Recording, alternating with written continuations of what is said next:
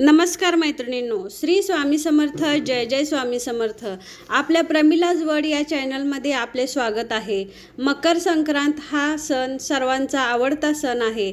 हा सण आपण दरवर्षी 14 जानेवारीला साजरा करतो. या दिवशी आपण एकमेकांना तिळगुळ देतो. जेव्हा पौष महिना चालू होतो तेव्हा सूर्य धनु राशीतून मकर राशीमध्ये प्रवेश करतो, तेव्हा या तिथीला संक्रांती असे म्हणतात. या दिवशी मकर संक्रांती हा दिवस साजरा केला जातो. मकर संक्रांतीला देवपर्व या नावाने सुद्धा ओळखले जाते. या दिवशी सूर्यदेव आपल्या मुलाला म्हणजे शनिदेवांना भेटायला स्वतः त्यांच्या घरी जातात, कारण शनिदेव मकर राशीचे स्वामी आहेत. म्हणून या दिवसाला मकर संक्रांती हा असे म्हणतात.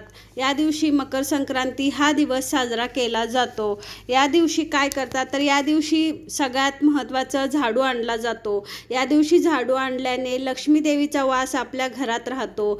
झाडूमध्ये लक्ष्मीचा वास असतो, त्यामुळे घरामध्ये सुख शांती नांदते. गोशाळेत जाऊन गायींना चारा देऊ शकता. या दिवशी कोणकोणते पदार्थ बनवले जातात तर या दिवशी पुरणपोळी, खिचडी, तिळपापडी हे पदार्थ बनवले जाते. या दिवशी दान करण्याला खूप महत्त्व आहे. या दिवशी तुम्ही जे दान कराल ते दान असे म्हणतात की केलेले दान जेवढे केले त्याच्यापेक्षा डबल होऊन आपल्याला मिळते.